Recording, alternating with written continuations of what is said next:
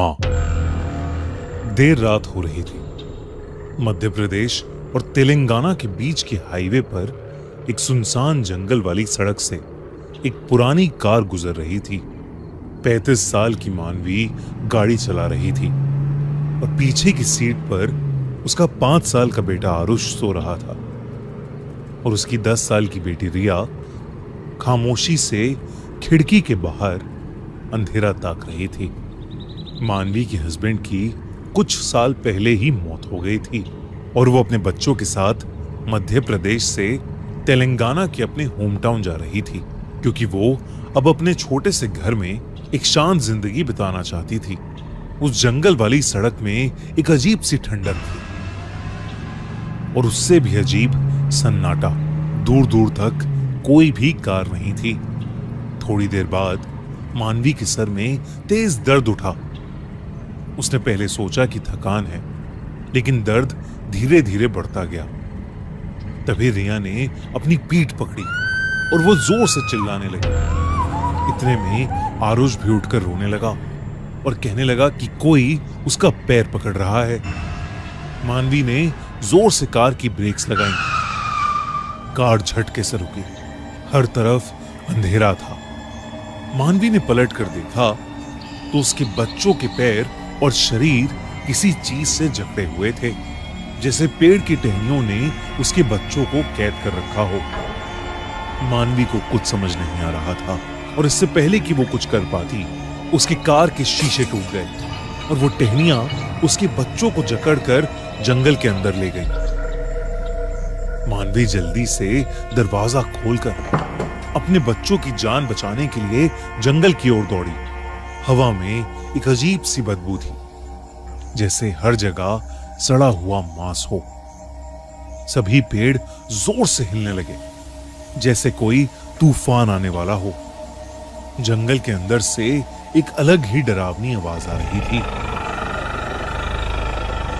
जैसे कोई बहुत भयानक राक्षस उसके अंदर से गुर्रा रहा हो।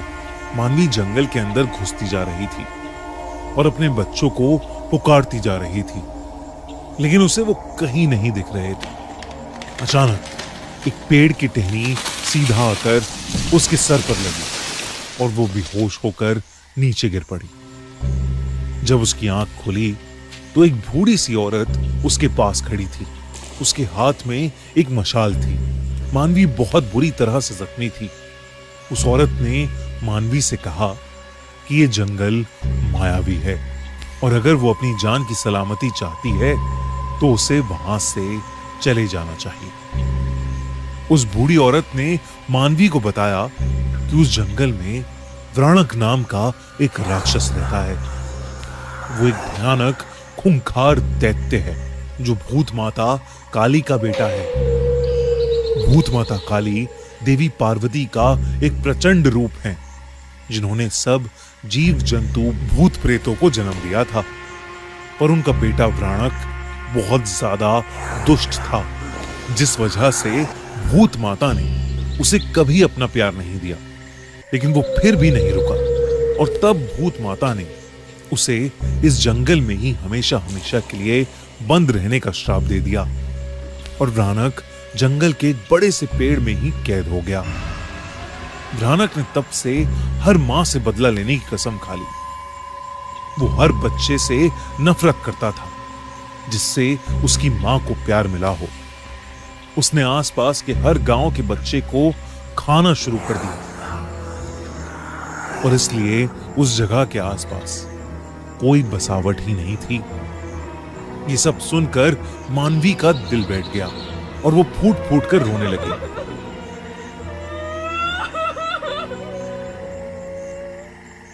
उस बूढ़ी औरत ने मानवी को कहा कि अब तक व्राणक उसके बच्चे निगल चुका होगा और इसलिए उसे अपनी सलामती के लिए वहां से चले जाना चाहिए।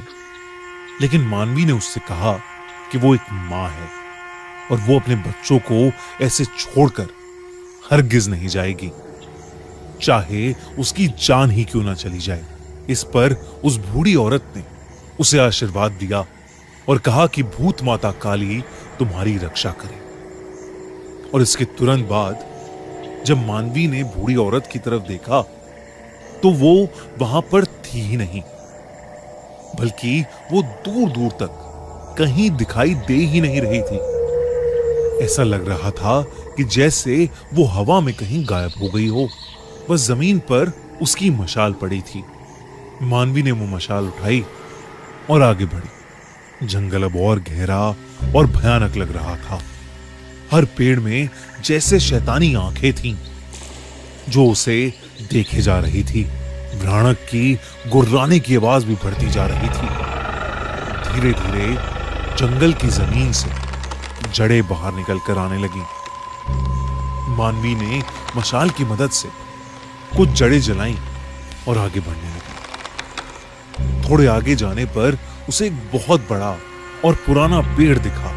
उसकी टहनियां एक दूसरे में घुसी हुई थी और एक मोटा गुच्छा हवा में लटक रहा था। उस गुच्छे से हल्की हल्की चिल्लाने की आवाज आ रही थी। तब मानवी ने देखा कि उस पेड़ की टहनियों से लिपटे आरुष और रिया दर्द में छटपटा रहे हैं।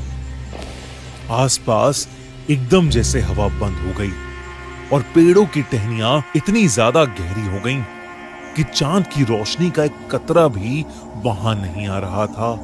तब सिर्फ एक लाल आंखों का जोड़ा अंधेरे में चमक रहा था। मानवी को समझ आ गया कि उसके सामने व्राणक है, वही दैत्य जिसके बारे में उस बूढ़ी औरत ने उसे बताया था। उसका रूप इंसानों से परे था। उसका शरीर पेड़ की लकड़ी से बना हुआ था और उसके मुंह से लाल लार टपक रही थी। वो मानवी के सामने ही उसके बच्चों को खाने वाला था।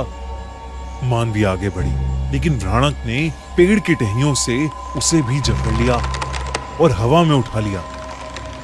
उसके हाथ से वो मशाल छूट गई।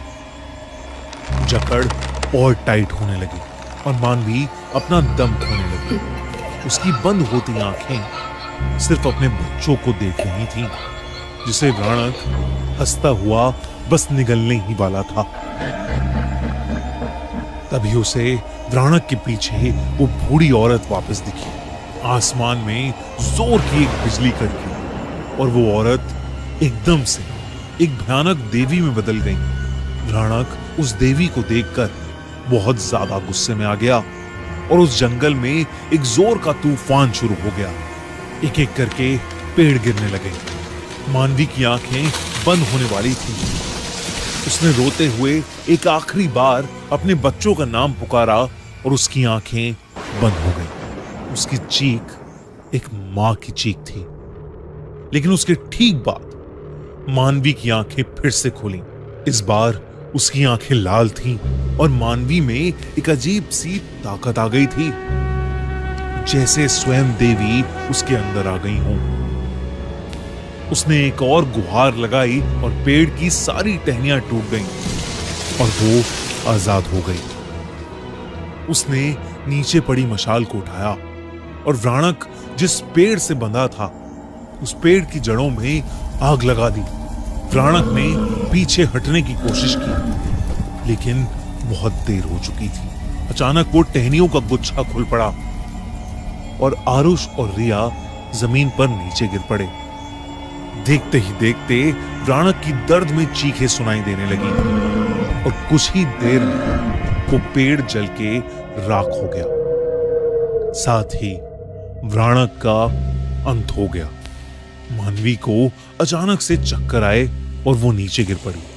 उसके सामने भूत माता काली देवी प्रकट हुई और मानवी के सर पर अपना हाथ रख के उगते सूरज की रोशनी में समा गई। मानवी और उसके बच्चों के शरीर पर लगी चोटें कुछ ही पलों में अपने आप गायब हो गईं। उसके बच्चे होश में आए तो उन्हें कुछ भी याद नहीं था। मानवी ने अपने बच्चों को उठाया और जंगल से बाहर निकल गई। अब पूरी तरह से सुबह हो गई थी। पेड़ चुप थे और जमीन ठंडी हो गई थी। उस रात एक मां ने अपने बच्चों को मौत के मुंह से निकाला था और इस दुनिया को एक बार फिर बताया था कि इस दुनिया में सबसे शक्तिशाली कोई है तो वो एक मां है।